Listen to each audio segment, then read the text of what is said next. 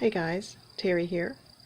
I recently got a question about the Brother ScanNCut, and it was around cutting on photographs. So I thought that this question meant a couple of things. One was if you had a photograph and you wanted to maybe cut out the people and you didn't want the scenery in the background. The other one is you might have a picture of something that you just want to cut like maybe a heart shape around it and use the patterns. So I thought we would scan it and see what comes up on the Brother ScanNCut. See what it sees when you scan a photo, and we'll play with the different colors, color ranges, and see what it sees, and then we'll play with the patterns. So let's give this a try. I've got it on my standard mat, and I'm going to load it. Okay. Press load here. Okay. So let's first tell it to scan. Oops. Scan. Direct cut.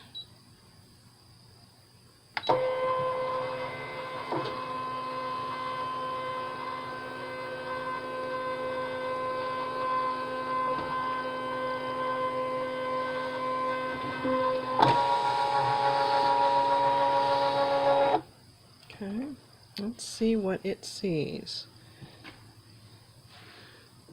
Okay, zoom in on it.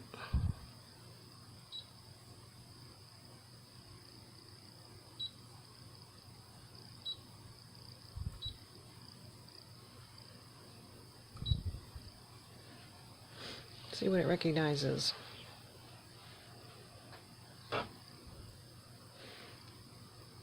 I think mine's set to 5 colors right now. Okay, so do you see what it...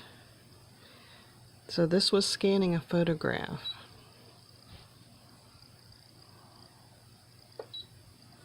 It was with 5 colors. So it's interesting what it sees. You know, it kind of made up its own line patterns. So let's increase the colors. See which way that goes.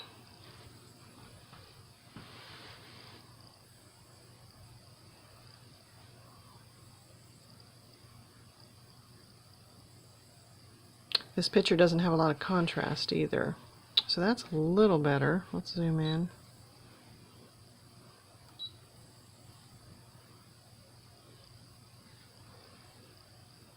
It's interesting, huh?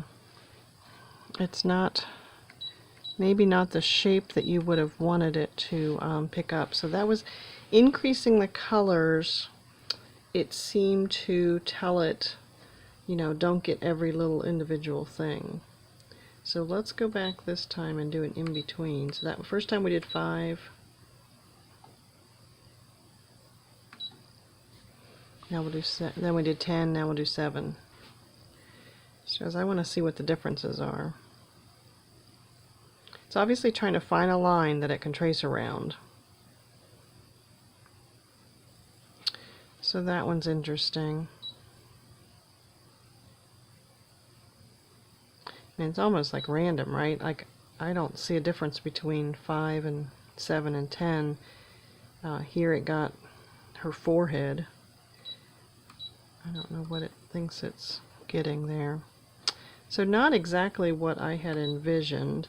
This ignore object size, you can tell it if there was little things on here to ignore, you can tell it what size. So let's tell it, let's increase this to, oh, this is interesting because it's subtracting the lines as we do it. So let's see how it's taking out. I don't know if you could see that. As I'm telling it,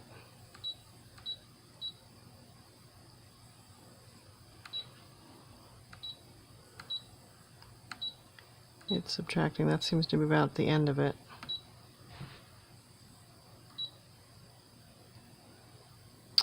So that's interesting. I think because the photograph isn't high in contrast, it's not seeing a lot of difference. So let's go and say we're going to cut a shape out on here. Let's do that one, okay? So I'm going to go back to the home, delete that. I'm going to pick a pattern, and I'm just going to go into basic shapes. And let me think of something.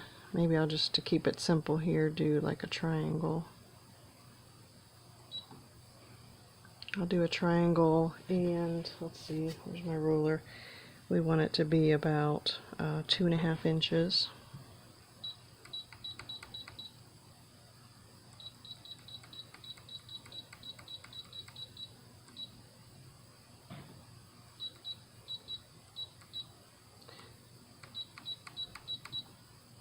Okay, so I'll set that.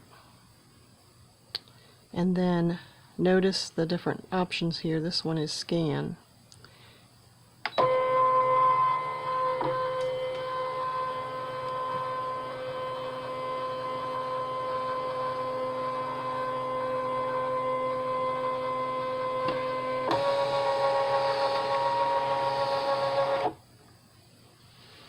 So I could have scanned a piece of scrapbook paper that had a certain pattern on it. So I don't know if you can see this. Let me get you down closer to it. It's got the triangle on this person, and I want to move it down to the grandson. Okay, so I'm going to hit OK. And then I'm going to tell it to cut. And then I can tell it to start.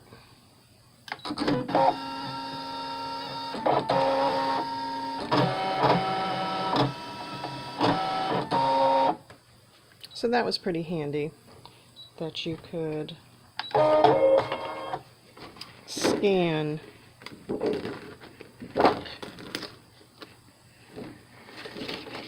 that.